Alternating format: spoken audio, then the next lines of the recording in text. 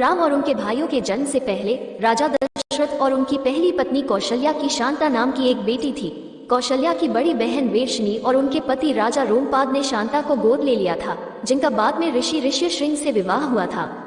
2. रामायण के प्रत्येक 1000 श्लोकों के बाद पहला अक्षर गायत्री मंत्र बनता है। यह मंत्र प्रतीकात्मक रूप से महाकाव्य रामायण का सार है। गायत्री मंत्र का उल्लेख सबसे पहले सबसे पुराने वेदों में से एक ऋग्वेद में मिलता है। मूल वाल्मीकि रामायण में 24,000 श्लोक हैं। 3. जब राम मिथिला आए तो वहाँ कोई स्वयंवर नहीं था। वो विश्वामित्र ही थे, जिन्होंने मिथिला जाने से पहले राम से कहा था कि वह वहाँ रखा भगवान शिव का एक अमोघ धनुष दिखाएंगे। उस धनुष का नाम पिनाक था, जिसका उपयोग भगवान राम ने सीता स्वयंवर में किया था। 4. मूल वाल्मीकि रामायण में लक्ष्मण रेखा का कोई उल्लेख नहीं है। जिस रेखा को पार नहीं किया जा सकता उसके रूपक के रूप में इस्तेमाल किया जाने वाला प्रसिद्ध शब्द वास्तव में सीता की रक्षा के लिए लक्ष्मण द्वारा अपने तीर से खींची गई एक सीमा है, लेकिन संत तुलसीदास द्वारा रचित रामचरितमानस में भी इस कथा का प्रत्यक्ष उल्लेख नहीं है। 5. भगवान लक्ष्मण ने अपनी नींद का त्याग कर दिया, जिसके बाद उनकी पत्नी उर्मिला अपने पति की नींद की भरपाई के लिए 14 साल तक सोती रही। जब वे रावण को हराने के बाद अयोध्या लौटे तो देवी निद्रा तुरंत लक्ष्मण के सामने प्रकट हुई और जब वो सो गए तो उर्मिला जाग गईं। 6. वाल्मीकि रामायण के अनुसार जब राम 25 वर्ष के थे तब उन्हें वनवास मिला। वो अयोध्या लौटे और 39 वर्ष की आयु में उनका राज्याभिषेक किया गया। राज्याभिषेक के बाद 30 वर्ष और 6 महीने तक शासन करने के बाद जब वो लगभग 70 वर्ष के थे तब राम ने राज्य छोड़ दिया। 7. वाल्मीकि रामायण में सीता को बचाने के प्रयास का श्रेय जटायु को नहीं बल्कि उनके पिता अरुण को दिया गया है। 8. वाल्मीकि जी ने बताया कि धर्म के अनुसार जीवन जीने वाले महाराजा के लिए एक दिन 1 वर्ष के बराबर होता है। वर्ष को 360 दिनों और 30 दिनों के 12 महीनों से मिलकर बनाने पर काव्यात्मक रूप में 11,000 वर्ष, हमें वास्तविक वर्षों की संख्या के रूप में 30 वर्ष और 6 महीने मिलते हैं जब राम ने अयोध्या पर शासन किया था। 9. सुरपंखा ने अपने पति की हत्या के लिए रावण को मृत्यु का श्राप दिया था। सुरपंखा का पति राक्षस राजा कालकेय का सेनापति था, जिसका वध रावण ने अपने विश्व विजय अभियान के दौरान कर दिया था। 10. रावण के पास पुष्पक विमान और भी कई विमान थे, जिसमें उपयोग किया एक अन्य प्रसिद्ध विमान दांडू मोनारा है।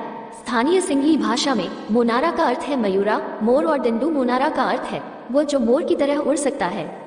11. पुल को बनाने में वास्तुकार नील और नाल की देखरेख में 5 दिन में 10 मिलियन वानरों ने निर्माण कराया। जब पुल का निर्माण किया गया था तब इसका आयाम 100 योजन लंबाई में और 10 योजन सांस में था, जिससे इसका अनुपात 10:1 था।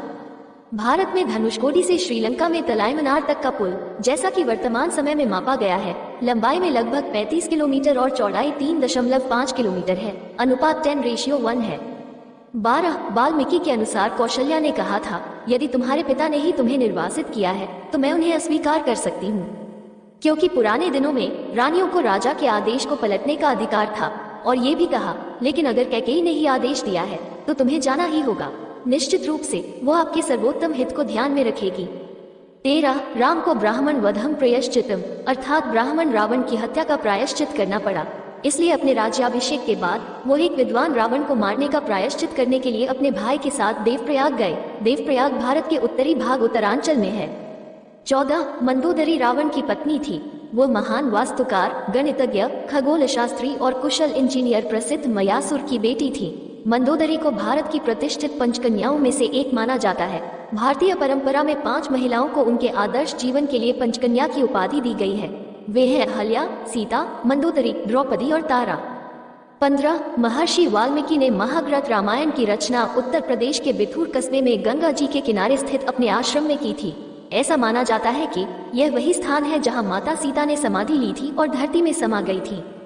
16. वाल्मीकि का यह महान महाकाव्य श्लोक नामक छंदबद्ध दोहों से बना है, जिसमें अनुष्टुप नामक एक जटिल छंद का प्रयोग किया गया है। इन छंदों को सर्ग नामक अलग अलग अध्यायों में समूहीकृत किया गया है, जिसमें किसी विशिष्ट घटना या आशय के बारे में बताया गया है। सर्गों को फिर से कांड नामक अध्यायों में वर्गीकृत किया गया है।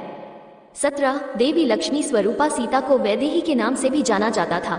उन्हें वेदवती का अवतार भी माना जाता है, जिनसे रावण ने तपस्या के दौरान छेड़छाड़ करने की कोशिश की थी ताकि वह भगवान विष्णु की पत्नी बन सके। तब उन्होंने रावण को शाप दिया कि वो अगले जन्म में उसके विनाश का कारण बनेगा। 18. राम के वनवास के दौरान लक्ष्मण कभी नहीं सोए। उन्हें गुडाकेश के नाम से भी जाना जाता है, जिसका अर्थ है जिसने नींद को हरा दिया है। 19. लक्ष्मण ने रावण के 3 पुत्रों का वध किया, जबकि उसके द्वारा मेघनाद का वध अधिक प्रचलित है। रावण के अन्य पुत्र प्रहस्त और अतिकाय थे। 20 लक्ष्मण शत्रुघ्न के जुड़वा भाई थे, उनकी माता सुमित्रा थी। 21 जाम्बवंत की रचना ब्रह्मा ने रावण के विरुद्ध संघर्ष में राम की सहायता के लिए की थी।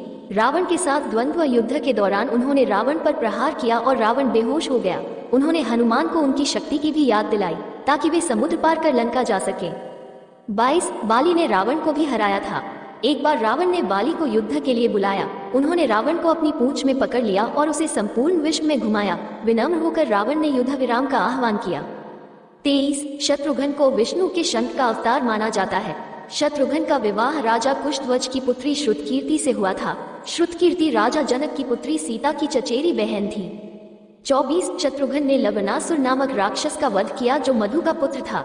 ऐसा माना जाता है कि मधु वही स्थान है जहां आज मथुरा स्थित है। 25 भरत का जन्म विष्णु के पंचायुधों में सबसे प्रसिद्ध सुदर्शन चक्र से हुआ माना जाता है।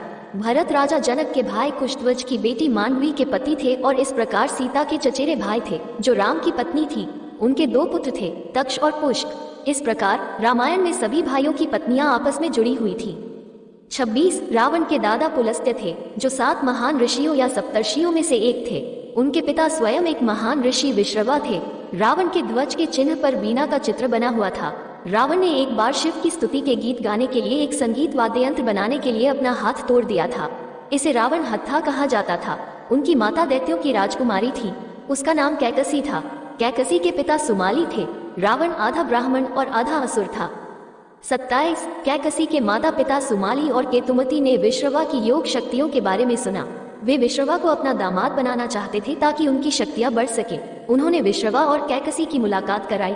बाद में विश्रवा और कैकसी 5 बच्चों के माता पिता बने, कुबेर, रावण, कुंभकर्ण, शूर्पणखा और विभीषण। 28 कुंभकर्ण को धर्मात्मा, बुद्धिमान और बहादुर माना जाता था जिससे इंद्र उससे ईर्ष्या करते थे। अपने भाइयों रावण और विभीषण के साथ उन्होंने भगवान ब्रह्मा के लिए एक प्रमुख यज्ञ और तपस्या की। जब ब्रह्मा से वरदान मांगने का समय आया तो देवी सरस्वती ने उनकी जीभ को बांध दिया इंद्र के अनुरोध पर कार्य करते हुए। इसलिए इंद्रासन, इंद्र का आसन मांगने के बजाय उन्होंने निद्रासन, सोने के लिए बिस्तर मांगा। 29 कुंभकर्ण के 2 पुत्र कुंभ और निकुंभ थे। वे भी राम के विरुद्ध युद्ध में लड़े और मारे गए। 30 श्री राम की मां कौशल्या कौशल देश की राजकुमारी थी। कौशल्या के पिता का नाम सकौशल व माता का नाम अमृत प्रभा था। 31 वनवास के दौरान श्री राम ने कबंध नामक एक शापित राक्षस का वध किया था। उसी ने राम को सुग्रीव से मित्रता करने का सुझाव दिया था। 32 रावण जब विश्व विजय पर निकला तो उसका युद्ध अयोध्या के राजा अनरण्य के साथ हुआ जिसमें रावण विजयी रहा। राजा अनरण्य वीरगति को प्राप्त हुए।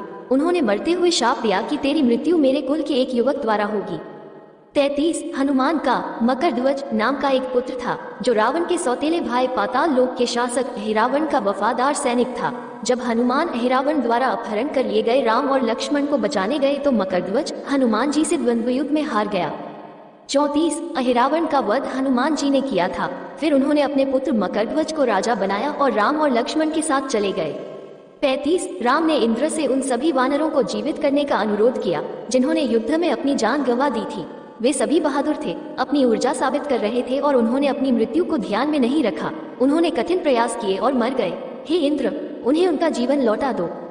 इसके बाद वे सभी वानर योद्धा मानो नींद से उठे हों और उनके सभी अंग घावों से पूरी तरह ठीक हो गए। सभी बंदर आश्चर्यचकित होकर एक दूसरे से कहने लगे, ये कौन सा चमत्कार है। 36 रावण का मूल नाम दशग्रीव था जिसका अर्थ है 10 सिर वाला। शिव ने अपने पैर के अंगूठे से पर्वत को नीचे दबा दिया जिससे दशग्रीव का हाथ कुचल गया। दासग्रीव ने पीड़ा में जोर से चीख निकाली जिससे उसका नाम रावण पड़ गया जिसका अर्थ है दहाड़ने वाला या चिल्लाने वाला। 37 शक्तिशाली राम के अलावा रावण 2 अन्य राजाओं से भी पराजित हुआ था। एक था वानर राजा बाली और दूसरा था कार्तवीर्य अर्जुन, महिष्मति का राजा जिसे 1000 भुजाओं वाला भी कहा जाता था। 38 वाल्मीकि रामायण के अनुसार रावण को अकपन नाम के राक्षस ने राम के बारे में बताया था। वो उस युद्ध में जीवित बचा एकमात्र व्यक्ति था जिसमें राम ने 48 मिनट में रावण के 14,000 राक्षसों को मार डाला था जिसमें उसके चचेरे भाई खर और दूषण भी शामिल थे। 39 राम और रावण के बीच अंतिम युद्ध में रावण के सारथी ने देखा कि उसका राजा चल रहे द्वंद्व के कारण थक गया था। अपने स्वामी को कुछ राहत देने के लिए उसने रथ को युद्ध के मैदान से दूर भगा दिया। रावण युद्ध से भागते हुए सारथी पर क्रोधित था क्योंकि उसने उसे काय की तरह दिखाया था। सारथी ने शांति से कहा कि वह चाहता था कि लंका के स्वामी के प्रति अपनी वफादारी का आश्वासन देते हुए पूरी तरह से सक्रिय होकर कार्रवाई में वापस आने से पहले रावण स्वस्थ हो जाए। अपने सारथी के शब्दों से प्रभावित होकर रावण ने उसे एक रत्नजड़ित हस्त मुद्रिका भेंट किया और युद्ध के मैदान में वापस ले जाने का आदेश दिया। 40 भगवान राम ने पृथ्वी पर अपने कर्तव्यों को पूरा करने के बाद वैकुंठ लौटने की इच्छा व्यक्त की, लेकिन हनुमान ने मृत्यु के देवता को राम से मिलने की अनुमति नहीं दी। हनुमान का ध्यान राम की अंगूठी लाने में लग गया, जिसे उन्होंने पाताल में फेंक दिया था। यम इस शर्त पर आने के लिए सहमत हुए कि उनकी बातचीत गोपनीय होनी चाहिए और जो कोई भी कमरे में प्रवेश करेगा उसे मौत की सजा दी जानी चाहिए। इसलिए राम ने लक्ष्मण को कमरे की सुरक्षा का जिम्मा सौंपा, लेकिन ऋषि दुर्वासा राम से मिलने आए। प्रारंभ में लक्ष्मण ने विनम्रतापूर्वक मना कर दिया, लेकिन अयोध्या को शाप देने की धमकी मिलने के बाद लक्ष्मण ने बैठक को बाधित करने का फैसला किया। राम के वचन को पूरा करने के लिए लक्ष्मण ने सरयू नदी के तट